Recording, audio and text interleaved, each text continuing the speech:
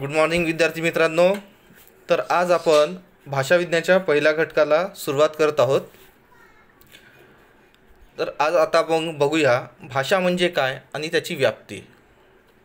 तर माणूस हा समाजप्रिय प्राणी आहे. समाजप्रिय आहे म्हणजे साहजिकच त्याला समाजात राहणे आवडतं. मग समाजात राहायचं आहे तर समाजात त्याला इतर व्यवहारही करावे लागतील. जसं कुठल्या गोष्टीची देवाणघेवाण आहे, भावनांचे आदानप्रदान आहे, वस्तूंचं आदानप्रदान आहे. या सर्व गोष्टी त्याला जर करायचं असेल तर त्याला भाषेची आवश्यकता आहे. म्हणजेच भाषेच्या माध्यमातून तो आपले ऐच्छिक कार्य पूर्ण करू शकतो. आपल्या मनातील भावभावना व विचार व्यक्त करण्यासाठी माणसाने भाषा या माध्यमाचा उपयोग करून घेतला. बघा काय म्हणतात, आपल्या भावना व्यक्त करण्यासाठी मानवाने काय केलं, भाषेचा उपयोग करून घेतला. माणसाने विविध प्रकारची भाषा वापरली. मानवाने काय केलं, विविध प्रकारची भाषा वापरली. त्यातली एक म्हणजे अंगिक हालचाल किंवा हावभाव. अंगिक हालचाल म्हणजे शरीराच्या हालचालीनुसार दुसऱ्याशी संप्रेषण साधणे. जसं डोळे मिटणे किंवा डोळे वटारणे, चेहऱ्यावरचं हास्य, या सर्व गोष्टीमुळे या सर्व गोष्टींचा वापर त्यांनी संप्रेषणात केला. आपल्या या हालचालींमुळे इतरांना त्यांनी म्हणजे इतरांना आपल्याला काय म्हणायचं आहे हे समजत होतं त्या काळात. त्याच्यानंतर त्यांनी जशी माणसाची प्रगती झाली तसं मग दृश्य चिन्हांचा वापर झाला. म्हणजे जसा जसा माणूस उत्क्रांत होत गेला तसतसं त्याच्या बुद्धीचा विकास होत गेला. मग त्याला कळलं की आपल्या हावभाव जे आहेत ते दूरच्या व्यक्तीला समजत नाही. मग अशा वेळेस काय करायचं, तर मग त्यांनी चिन्ह वापरणं सुरू केले. चिन्हांचा वापर करून त्यांनी दुसऱ्याशी संपर्क साधण्याचा प्रयत्न केला, संप्रेषण करण्याचा प्रयत्न केला. तर अशा पद्धतीने मग चिन्हांचा वापर होऊ लागला. मग आले लिपिबद्ध भाषा, म्हणजे भाषा लिहून ठेवू लागले. मौखिक भाषेचा उपयोग झाला, म्हणजे मुखावाटे आपण बोलू लागलो. आणि अशा पद्धतीने मग भाषेचा वापर होत गेला, भाषा विकसित होत गेली. आलं लक्षात. तर अशा विविध घटकांच्याद्वारे माणूस विविध प्रकारांचा वापर भाषेमध्ये होत गेला, म्हणजे मानव करू लागला. भाषा हा शब्द भाषा म्हणजे बोलणे या अर्थाने वापरला जातो. सर्वसामान्य याच्यामध्ये आपण भाषा हा शब्द कशाने वापरतो, कोणत्या अर्थाने वापरतो, तो बोलणे. आपण बोलत आहोत म्हणजे भाषा वापरत आहोत असं त्याचा अर्थ आपण पकडतो. परंतु काय म्हणतात, मानवी मुखावाटे निघालेल्या ध्वनींचा सार्थ समूह म्हणजे भाषा. बघा भाषेची व्याख्या कशी आहे. मानवी मुखावाटे म्हणजे आपल्या तोंडातून मुखावाटे निघालेल्या ध्वनींचा सार्थ समूह म्हणजे आपल्या जे ध्वनी आहेत त्या ध्वनींचा सार्थ समूह म्हणजे त्याला अर्थ असलेला समूह. सार्थ म्हणजे अर्थ असलेला. अ, ब, क, ड हे ध्वनी आहेत आणि या ध्वनींचा आपण मग एक अर्थ लावून शब्द बनवत असतो. तर तो सार्थ समूह म्हणजे काय, तर भाषा होय. भाषा या शब्दाला इंग्रजीत पर्यायी शब्द लँग्वेज असा आहे. इंग्रजीमध्ये आपण भाषेला काय म्हणतो, लँग्वेज. पण स्पीच, टंग आदी पर्यायी शब्दावरून भाषा ही मौखिक असते सिद्ध होते. स्पीच टंग त्यालाच भाषेलाच दुसरा पर्यायी शब्द म्हणजे काय, तर स्पीच टंग हा देखील आहे. आणि स्पीच टंग म्हणजे काय, तर जीभ, नाही का. म्हणजेच याच्यावरून आपल्याला काय समजून येतं की भाषा ही काय आहे, मौखिक आहे. थोडक्यात असं म्हणता येईल की मानवी मुखावाटे बाहेर निघालेल्या सार्थ ध्वनींचा समूह म्हणजे भाषा होय. आता बघा,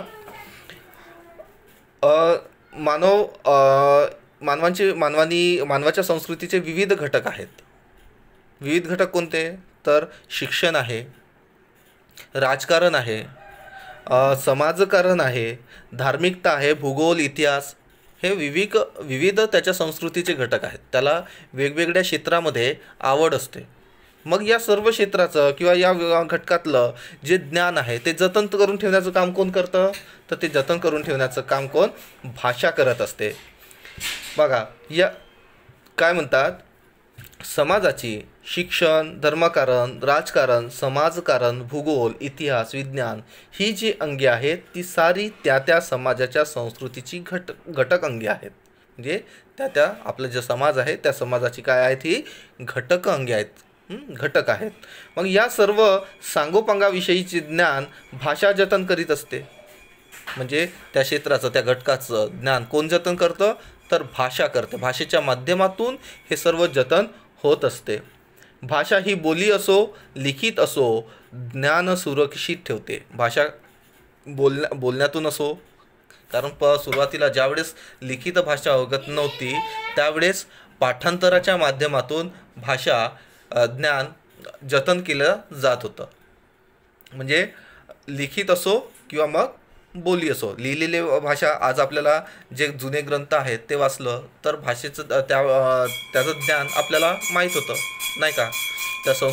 त्या संस्कृतीची माहिती होते. म्हणजे लिखित असो की मौखिक असो आपल्याला त्या भाषेतून ज्ञान प्राप्त होत असतं.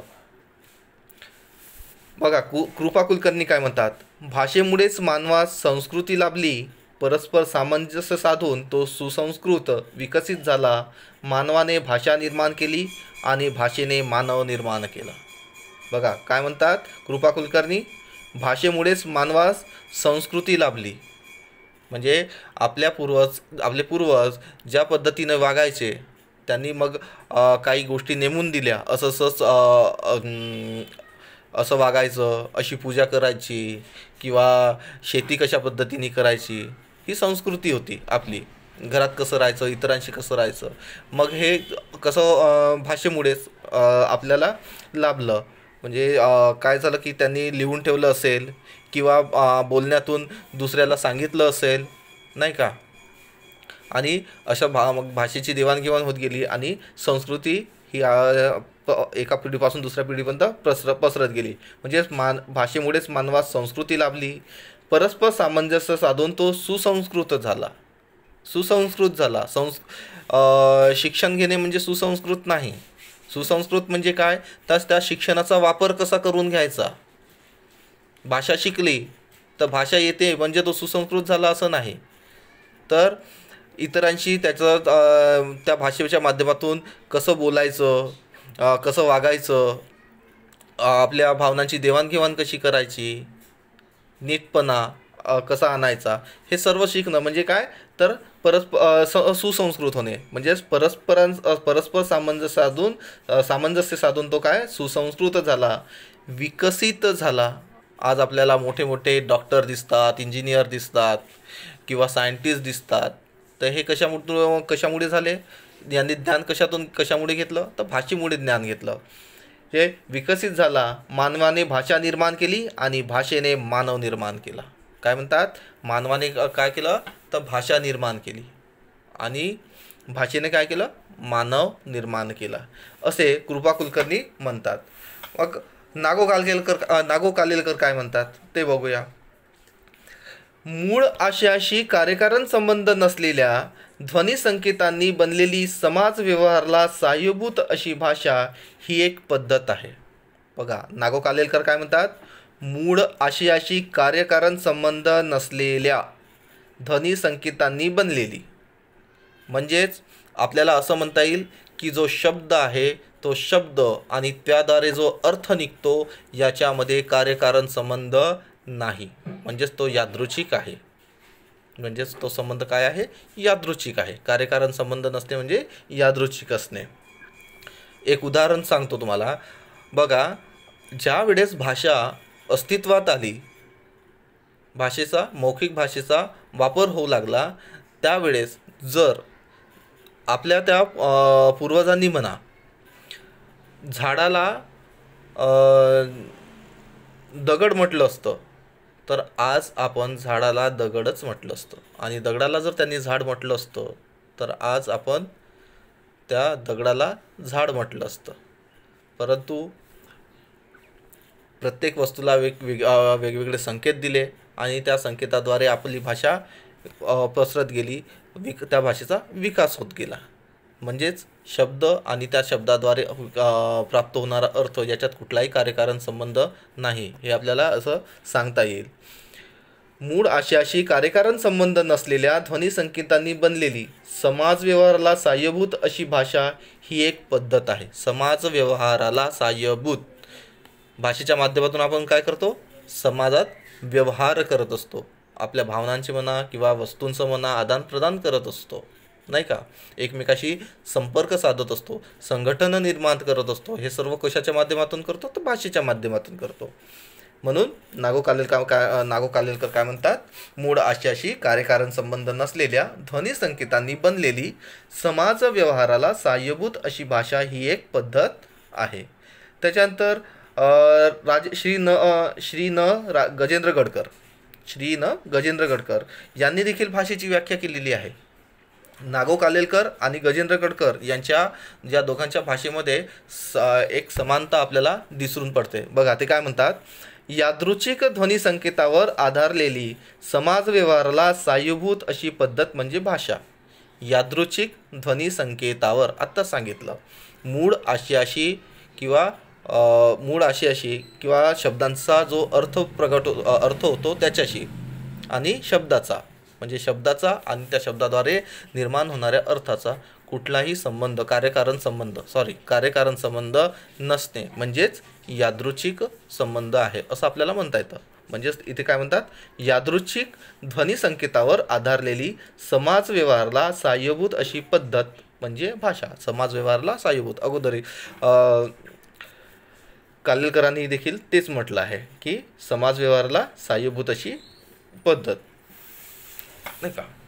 तर अशा पद्धतीने 3 वाक्य आपण पाहून म्हणू शकतो की भाषा ही कशी आहे? तर ती समाज व्यवहाराला सहाय्यभूत अशी आहे. त्यामुळे संस्कृतीचं जतन होतं, मानवाचा विकास होतो. अशा पद्धतीने आपण भाषेच्या व्याख्या बघितल्या. त्यानंतर हे बघूया. माणूस बोलतो ती भाषा व मानवेतर भाषा अशी भाषा व्यवहाराची स्थूल विभागणी करता येते. मानव आणि मानवेतर प्राणी म्हणजे कुत्रा मांजर कुत्रा मांजर किंवा कोणते पक्षी पोपट वगैरे, नाही का? हे इतर मानवेतर आणि मानव हा वेगळा. माणूस बोलतो ती भाषा व मानवेतर भाषा अशी भाषा व्यवहाराची स्थूल विभागणी करता येते. ध्वनी हा भाषेचा सर्वात महत्त्वाचा घटक आहे. भाषेचा महत्त्वाचा घटक कोणता? ध्वनी. ध्वनीशिवाय भाषा निर्माण होऊ शकत नाही किंवा बोलता येत नाही. ध्वनी हे आवश्यक आहे. परंतु ध्वनी हे अर्थनिरपेक्ष असतात. भाषेत जे ध्वनी वापरले जातात त्याच ध्वनींना भाषेत स्थान असते. बघा, ज्या ध्वनींद्वारे अर्थ निर्माण होतो त्यांनाच भाषेमध्ये काय आहे? स्थान आहे. म्हणजे मानव जो ध्वनी निर्माण करतो मुखावाटे आणि त्याला एक अर्थ प्राप्त होतो त्याला भाषेमध्ये स्थान आहे. नाहीतर ध्वनी इतरही माध्यमांच्या द्वारे निघतात पण ते भाषेत वापरले जातात का? नाही. भाषेत इतर पद्धतीद्वारे जे ध्वनी निघतात त्यांना भाषेत स्थान नाही. भाषेत त्यांना स्थान आहे ज्याच्याद्वारे अर्थ निर्माण होतो. म्हणजे ज्या ध्वनींचा अर्थ निर्माण होतो त्यांना भाषेत स्थान आहे असं आपल्याला म्हणता येईल.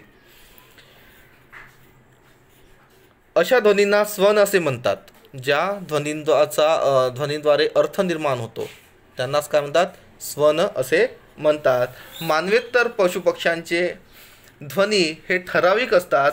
त्यांना विशिष्ट अर्थ वा संकेत असतो. त्यात बदल होत नाही. सुरुवातीला म्हणजे प्रारंभीच्या काळात मानवाने अभिव्यक्तीसाठी पुढील माध्यमे वापरली. बघा, जे मानवेतर पशुपक्षी आहेत त्यांच्या ध्वनींनाही काही अर्थ असतात पण ते ठराविक आहेत. ध्वनी हे ठराविक असतात. त्यांना विशिष्ट अर्थ वा संकेत असतो. विशिष्ट अर्थ असतो त्या ध्वनींना. परंतु मानवा एवढे ते प्रगत झालेले नाही.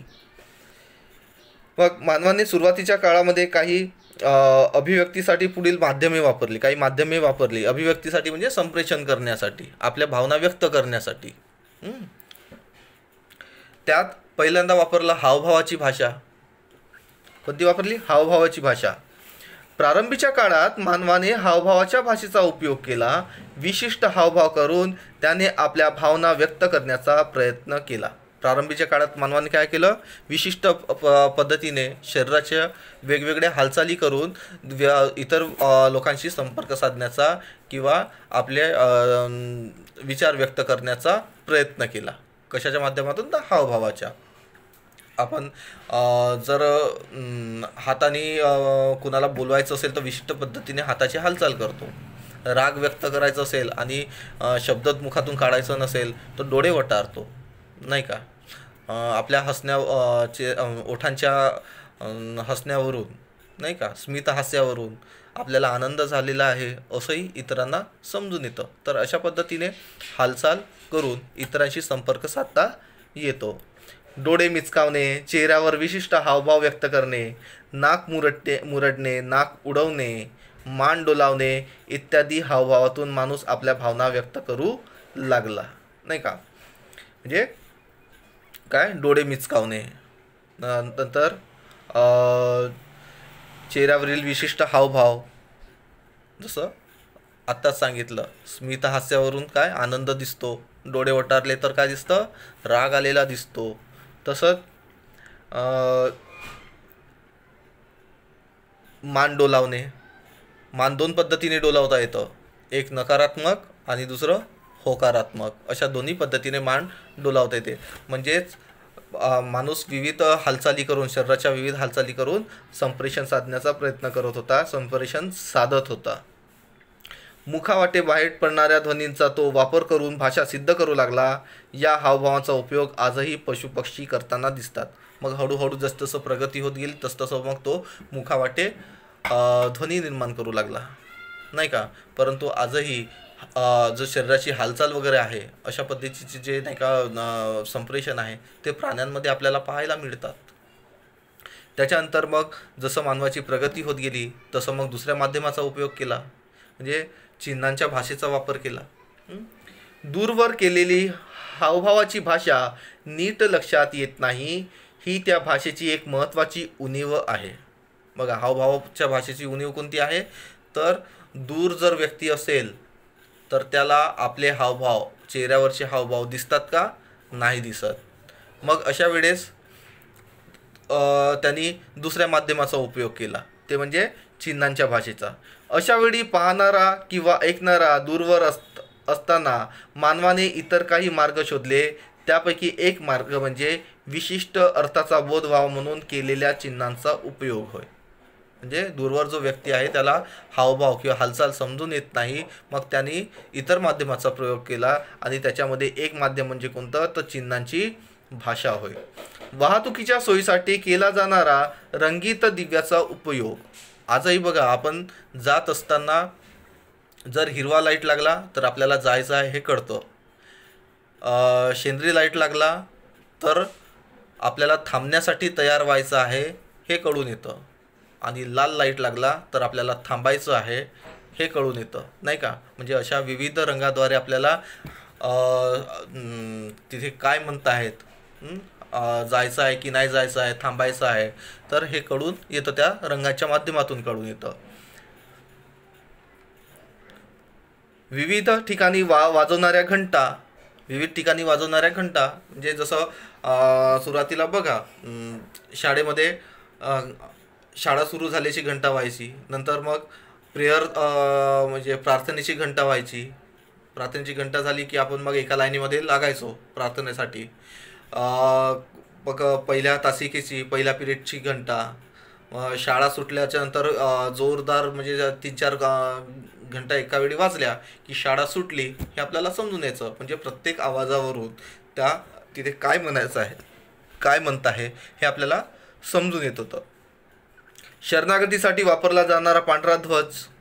शरणागती 2 राज्यामध्ये किंवा 2 देशामध्ये युद्ध होत असेल आणि मग एक जर कमकुवत पडत असेल तर तो मग काय दुसऱ्याला शरण जातो. परंतु शरण जातो तर हे समोरच्याला कळलं पाहिजे, मग त्यासाठी तो काय करायचा? तर पांढऱ्या रंगाचा ध्वज दाखवायचा. पांढऱ्या रंगाचा ध्वज दाखवला म्हणजे समोरचा देश किंवा समोरचा राजा हा आपल्याला शरण येतोय हे समजून जातं. म्हणजे अशा पद्धतीने विविध रंग वापरून किंवा विविध चित्र वापरून ध्वनींचा वापर केला, म्हणजे संप्रेषणाचा प्रयत्न केला जात होता. अशा पद्धतीने भाषा वापरली जात होती. एक याचंही उदाहरण देता येईल की आपण बघा, काही लेणी वगैरे पाहायला गेलं किंवा पुरातन वस्तू पाहायला गेलो तर तिथे काही कोरीव कामं आहेत. त्या कोरीव कामाच्या माध्यमातून आपल्याला त्या काळची संस्कृती, त्या काळचं कल्चर आपल्याला समजून येते. म्हणजे अशा पद्धतीने कोरीव कामाच्या किंवा चिन्हांची भाषा वापरून संप्रेषण होतं. अशा पद्धतीने हे दुसरं माध्यम आहे भाषेचं. त्याच्यानंतर जसजसा माणूस विकसित होत गेला तसतसं पुन्हा समोरचे माध्यम तो वापरू लागला. मग आले चित्राची भाषा. मानवी जीवनाच्या उत्क्रांतीत ध्वनिभाषा फार उशिरा आली. त्यापूर्वी तो हावभावाची, चिन्हाची व त्यातूनच निर्माण झालेल्या चित्रांची भाषा वापरत होता. बघा, चित्र काढून नाही का मानवाने काय केलं, सुरुवातीला हावभाव, मग चिन्ह वापरले, विविध चिन्ह, मग चित्र काढून त्यांनी संप्रेषणाचा वापर केला. वस्तूंविषयी किंवा प्राण्यांविषयी मनात येणारे विचार व्यक्त करण्यासाठी त्या वस्तूंचे, प्राण्यांचे चित्र दगडावर, मातीत, लाकडावर तो कोरू लागला. बघा, संप्रेषण करण्यासाठी काय करू लागला तो, मग कोणत्या वस्तूचं चित्र काढून ठेवू लागला, किंवा प्राण्यांचे चित्र दगडावर काढून ठेवू लागला, लाकडावर काढून लागला, मातीत किंवा लाकडावर तो कोरू लागला. निसर्गाविषयीचा मनातला भाव किंवा विचार विकास प्रकट करण्यासाठी मानवाने केलेल्या प्रयत्नातून चित्रांची भाषा उदयाला आली. काय म्हणतात, निसर्गाविषयी, जो निसर्ग आहे त्याविषयी मनातला भाव, त्याच्या मनामध्ये जो काही भाव येत होता त्या भावाविषयी विचार प्रकट करण्यासाठी मानवाने काय केलं, मग चित्रांची भाषा निर्माण केली. चित्रांची भाषा अशा पद्धतीने उदयास आली. ही चित्रे म्हणजे विशिष्ट अर्थ व्यक्त करणारी प्रतीकेच होती. चित्राद्वारे व्यक्त होणारा अर्थ समजून घेताना स्थळ, काळ यांच्या मर्यादा आड येत नाहीत. चित्रांद्वारे जे भाषा आहे ते जाणून घेण्यासाठी स्थळ किंवा काळ याच्या मर्यादा येत नाही. म्हणजेच जी चित्र आहेत ती चित्र पाहिली की दुसऱ्या देशामध्ये, म्हणजे दुसऱ्या देशातलं ज्ञान जर आपल्याला दुसऱ्या देशातले कोरीव कामं आपल्याला भेटले किंवा चित्र भेटले तर त्या देशामध्ये कशा पद्धतीची संस्कृती होती हे आपल्याला कळून येतं. म्हणजे स्थळाची मर्यादा नाही, आणि काळ म्हणजे भूतकाळामध्ये ज्या काही गोष्टी घडून गेल्या त्या चित्राच्या माध्यमातून आपल्याला आज समजून येतो. म्हणजे काळाचंही त्याला मर्यादा नाही. तर अशा पद्धतीने भाषा विकसित होत गेली. मूळ विचाराच्या अधिक जवळ जाणारे हे साधन आहे. चिनी लिपी ही चित्रांचीच भाषा होय. बघा, मूळ विचाराच्या अधिक, चित्रांची भाषा ही काय, मूळ विचारांच्या, म्हणजे चित्रांच्याद्वारे आपले विचार हे चांगल्या पद्धतीने लोकांना समजावून दिल्या जात होते, किंवा लोकांपर्यंत आपले विचार हे चित्रांद्वारे चांगल्या पद्धतीने पोचवल्या जात होते. म्हणूनच म्हणतात मूळ विचाराच्या अधिक जवळ जाणारे हे साधन आहे. चिनी लिपी ही चित्रांचीच भाषा होय. चिनी लिपी, आज चिनी लिपी तुम्ही जर बघितली असाल किंवा चीनचे काही प्रोडक्ट वगैरे बघा तर तुम्हाला असं दिसते की त्याच्यावरती एक प्रकारचे असे चित्र काढलेले असतात. रेषा, दोन चार रेषा अशा वगैरे, आडव्या तिडव्या रेषा, हे चित्र आहेत. तर या चित्रांच्या माध्यमातून म्हणजे त्यांची भाषा काय आहे, तर चित्रांची भाषा आहे. त्या भाषेतून संप्रेषण होत असते. म्हणजेच अशा पद्धतीने चित्रांची भाषा ही विकसित झाली.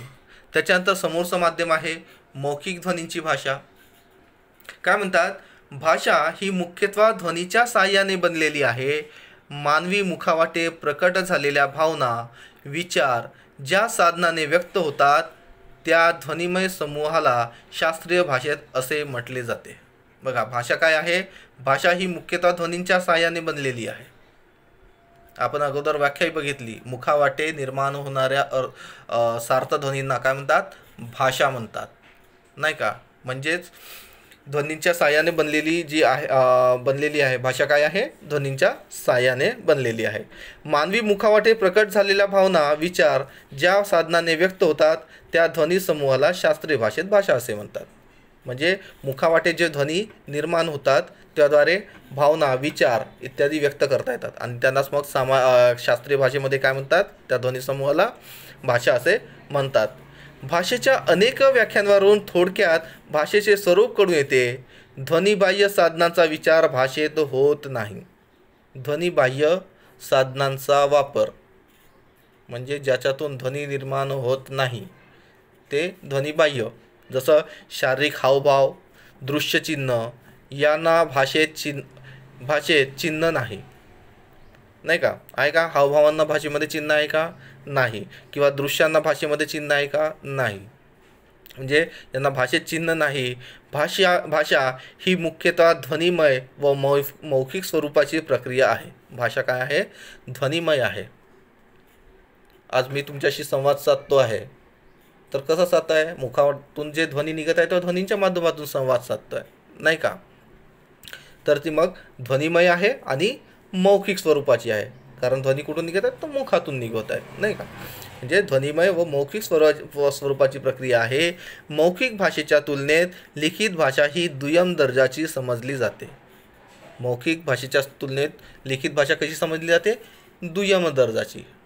म्हणजे प्राथमिक दर्जाची भाषा कोणती? ती म्हणजे मुखातून जी ध्वनी निघते, मौखिक जी आहे, त्याला प्राथमिक दर्जाची भाषा असे म्हणतात. तर अशा पद्धतीने मग मानव हा अशा माध्यमांचा वापर करून भाषेचा उपयोग तो करू लागला, भाषेचा वापर करू लागला. असे विविध माध्यमांचा वापर तो भाषेसाठी करू लागला.